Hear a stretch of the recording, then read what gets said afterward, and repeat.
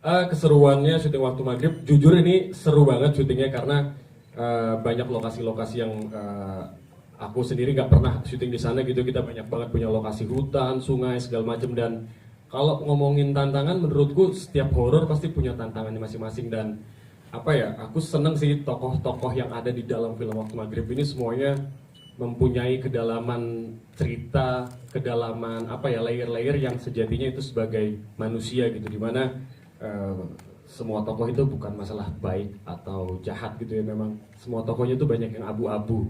Dan ngelihat teman-teman di sini semuanya luar biasa banget, apa ya, energi yang mereka kasih kalau di lapangan gitu ya. Mau ada hujan, mau ada kejadian apa tuh tetap oke, kita tetap syuting gitu ya. Apapun tuh adegannya, aku masih inget banget gitu ya vibes-nya kalau ketemu sama semua pemain ini tuh. Kalau kita lagi mau take, walaupun habis ada kejadian apa, udah nanti udah ada satu orang fokus di sana, fokus. Oke, kita semua fokus, ketemu Mas Tata di set dan semua kru, kita langsung eksekusi scene itu. Menurutku agak susah diulang karena syutingnya amat sangat menyenangkan. Kalau kesan-kesannya, suka dukanya di selama syuting waktu maghrib, banyak sukanya ya sebenarnya, karena jujur mungkin ini film horor yang bukan pertama kali buat aku, tapi vibe horornya tuh dapet di lokasi syuting gitu. Tapi juga nggak cuma serem doang gitu. Tapi setelah kita melalui mendaki gunung, lewati lembah, menghadapi keseraman-keseraman itu, kita tetap ketawa-ketawa, terus kita malah main tebak-tebakan, nggak seserem apa yang kita pikirin, walaupun lokasi syutingnya benar-benar serem gitu. Ya, menyeramkan ya.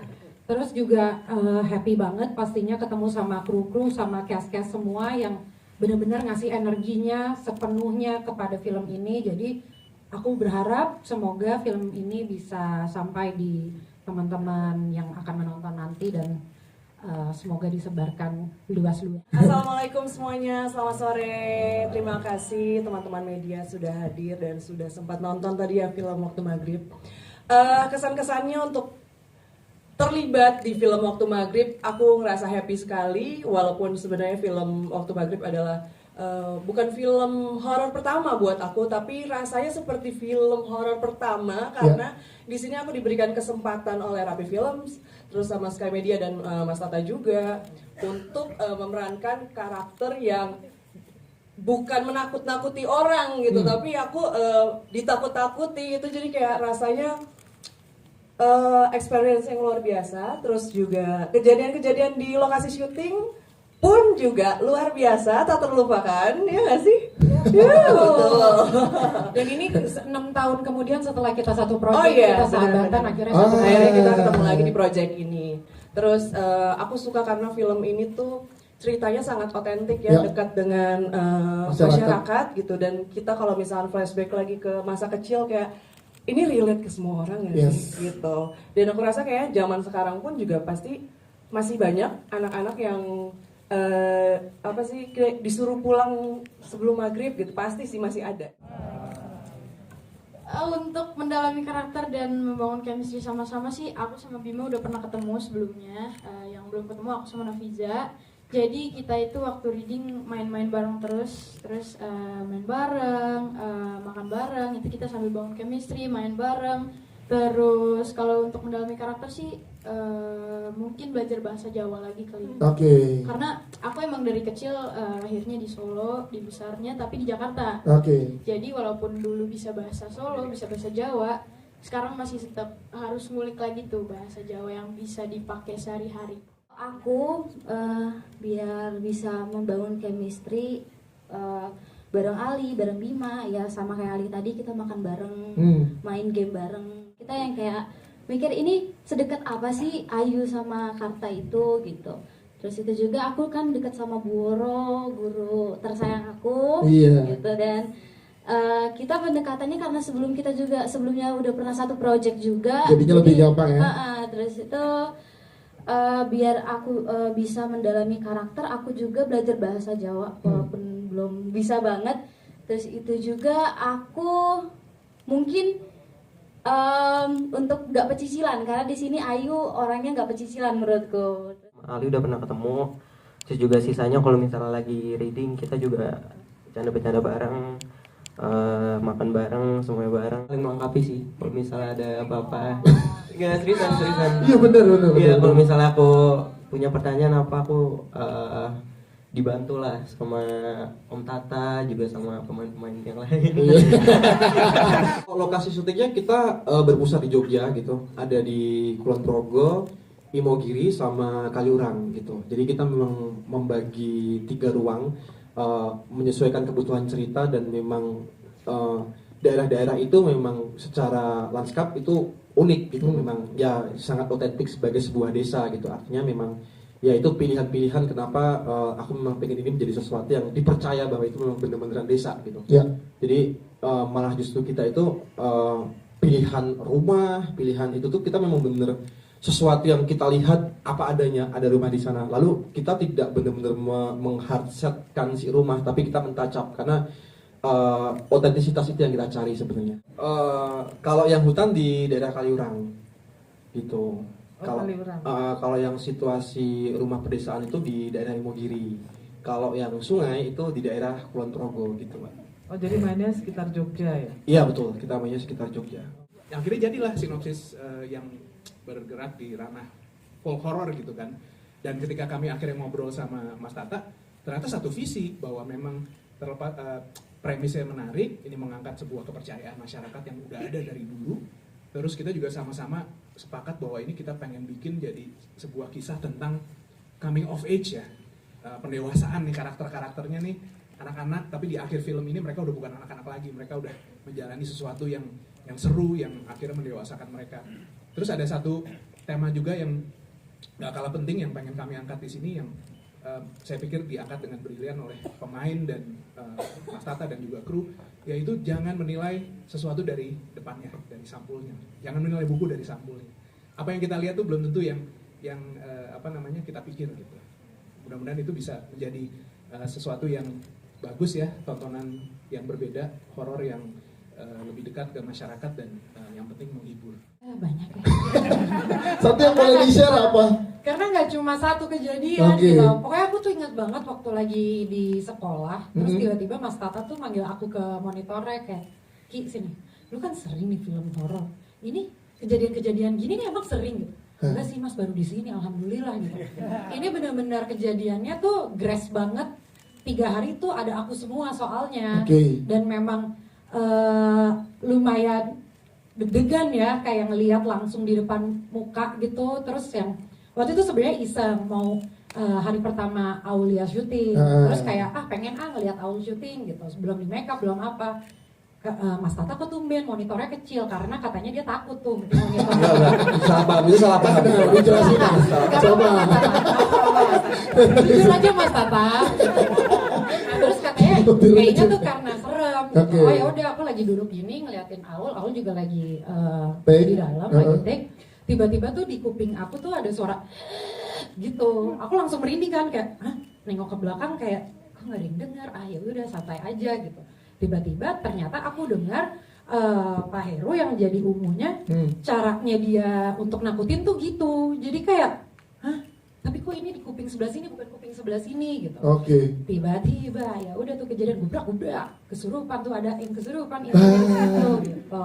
Dan dia nih masih sempet-sempetnya ngerekam.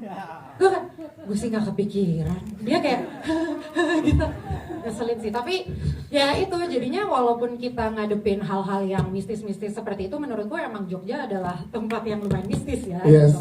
Tapi tetap karena kita rame-rame orangnya juga pada ngebanyol mulu, kayak kita lagi take waktu itu aku sama Pak Lurah sama beberapa gitu kayak ketawa mulu nggak kelar-kelar gitu, padahal nggak ada yang lucu, nggak ada yang apa. Jadi menurutku nih syutingnya seram dan menggemaskan ya. Seperti yang saya bilang, saya pengen membuat film ini menjadi sesuatu yang personal bagi saya sebenarnya gitu. Karena satu, saya pernah punya irisan soal seputar urban legend tentang Maghrib, dan itu saya alami dari masa kecil saya di era 90-an, bahkan ketika saya udah mulai kuliah, mulai remaja tuh di tahun-tahun 2002, periode 2002 sampai 2007 itu masih ada sebenarnya, dan sampai sekarang pun sebenarnya juga masih ada kisah-kisah itu. Nah, saya pengen mendekatkan dengan personal saya aja gitu, soal saya coba kemudian merecall hal-hal apa sih yang waktu itu saya alami, saya dengarkan dan saya lihat gitu. Nah, itu yang coba saya dekatkan. Terus kenapa yang kedua, kenapa saya mengembalikan ke itu ke tahun 2002? Karena saya juga pengen tidak mau berurusan dengan gadget sebenarnya di sini. Saya pengen mencoba mengesampingkan teknologi, karena dengan teknologi itu kadang-kadang itu akan jadi kayak mengganggu banyak hal lah. Sementara aku pengen menyajikan sebuah horor klasik gitu, tapi dengan formulasi yang benar-benar bagaimana manusia ini digerakkan lewat peristiwa-peristiwa tanpa ada koneksi antar alat komunikasi yang menurut saya itu tidak pas lah ketika diterapkan di situasi ini gitu. Jadi dua hal itu sih Mas, kenapa kemudian saya memutuskan untuk sedikit mundur ke 2002 gitu. Yang pertama, saya itu memang cukup punya insekuritas soal mendidik anak kecil gitu. Karena saya selalu punya pengalaman kalau mendidik anak kecil itu memang tidak mudah. Banyak yang masih ya belum paham ya soal bagaimana kemudian kita melakukan sesuatu yang hubungannya sama keaktoran gitu. Tapi kemudian karena memang kesepakatan saya dengan penulis dan dengan Pak Sunil dan dari film juga bahwa kita pengen mempunyai signature yang lain nih dari film horor, yaitu meletakkan perspektif anak kecil sebagai pencerita di film ini gitu. Maka kemudian ya tidak mau itu harus dilakukan gitu. Nah, lalu kemudian saya juga sama Kak Widi sebagai casting director saya juga banyak diskusi sama dia juga gitu. Saya pengen anak-anak yang akan bermain ini tuh anak-anak yang memang sudah sangat matang dalam keaktoran gitu. Akhirnya ketika kemudian mereka terpilih, mereka itu benar-benar memberikan sesuatu yang luar biasa. Mereka memberikan interpretasi yang luar biasa sehingga membuat saya jadi sangat secure soal itu. Nah, kalau bicara soal mental, saya pikir ya, bukan kemudian saya mengecilkan mereka, tidak. Tapi mereka ini adalah anak-anak kecil yang sangat profesional menurut saya. Bahkan saya kadang di satu titik merasa bahwa mereka itu tuh orang dewasa yang terjebak di tubuh anak kecil sebenarnya. Gitu. Karena atau seumuran mungkin gitu. Karena mereka benar-benar bisa menempatkan diri mereka. Mereka sangat profesional. Ketika mereka berakting, mereka tahu kondisinya seperti apa, gitu kan. Tapi kemudian ketika mereka di luar set, mereka menjadi anak-anak seperti biasanya gitu. Jadi hal yang membuat saya merasa salut sama mereka tuh mereka benar-benar bisa memposisikan diri sebagai anak pada umumnya dan bagaimana mereka menjadi aktor yang berbakat. Yes. Nah, itu jadi ukuran saya gitu. Dan mereka tahu banget kok bagaimana mereka memfilteri konten dari film ini seperti apa, dan begitu pun juga teman-teman pemain, teman-teman kru kita juga punya batasan-batasan bagaimana kita menyikapi. Kita saling mendukung dan kita saling memfilteri juga apa yang harusnya diketahui sama mereka, apa yang tidak gitu. Artinya mereka sudah punya modal pengetahuan, modal dari pengalaman empiris mereka atas keaktoran. Yang berikutnya ya kita yang menjaga mereka. Karena bermain film di genre horor, aku enggak sih, alhamdulillah. Karena gini, film horor memang lagi banyak ya, cuman kebetulan yang aku ambil juga karakternya selalu berbeda gitu, dan selalu punya tantangan tersendiri gitu. Kayak di Waktu Maghrib ini juga pastinya beda daripada yang sebelumnya, walaupun ini film yang kedua gitu. Justru malah aku kayak merasa seru main film genre horor lagi, dan di sini aku punya kesempatan menjadi seorang guru gitu, jadi PNS, terus juga dikasih kesempatan untuk bisa ditakut-takuti oleh makhluk-makhluk astral gitu. Terus juga beneran makhluk astral yang iya beneran, yang beneran juga di lokasi bahkan. Terus maksudnya ini memang film horor, tapi nggak selalu yang kayak mengerikan terus-terusan gitu untuk karakter aku. Karena di sini juga aku punya PR untuk nge-build karakter untuk Bu Woro sendiri gitu. Bu Woro yang galak, aku malah happy loh punya kesempatan bisa ngomel-ngomelin anak kecil gitu. Dari hati ya. Nggak pernah sangat berbeda gitu loh dari aku gitu. Ya idem ya. Sebenarnya memang kalau menurut aku ketika aku ditawarin film horor, alhamdulillah maksudnya yang dapat pun karakternya nggak pernah ada yang sama gitu. Jadinya ada tantangan baru lagi. Nah, salah satunya saat waktu lagi di waktu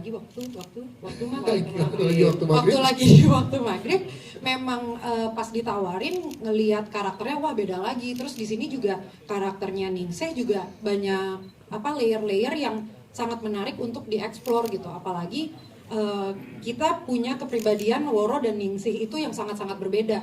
Makanya waktu itu saat lagi reading pun kita sering ngobrol gitu untuk gimana cara ngebedain antara Woro dengan Ningsih. Nah makanya menurut aku tidak takut juga untuk mendapatkan mungkin predikat horor terus gitu, nggak apa-apa, mungkin rezekinya di situ say. Ya. Tapi yang maksudnya benar. karena karakternya berbeda-beda, nggak mungkin ada yang sama dan pasti akan ada cerita yang menarik selalu. Gitu. Waktu maghrib sholat. Bener. Taskia. Mau nyanyi bu? Gue takut pengen muntah juga. Waktu maghrib. Waktu maghrib Tidur. Biasanya tidur di lokasi. Tadi nggak sebutin. Yang berani lawan. Waktu maghrib Kerasukan. sebelah lain. Kesurupan. Kesurupan. Aulia kita kaulian dulu. Kalau Aulia Sarah apa? Waktu maghrib? Waktu maghrib, alhamdulillah. Alhamdulillah tayang. Ya bagus. Nafisa apa Nafisa? Waktu maghrib, jin. Wah Cin. Bima.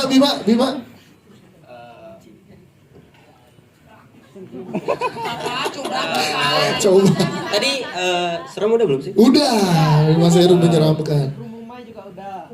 Iya. Waktu maghrib. Wah, ini beneran sampai maghrib nih. Waktu maghrib Berdoa. Ali Fikri. Waktu maghrib menegangkan. Nah. Thank you.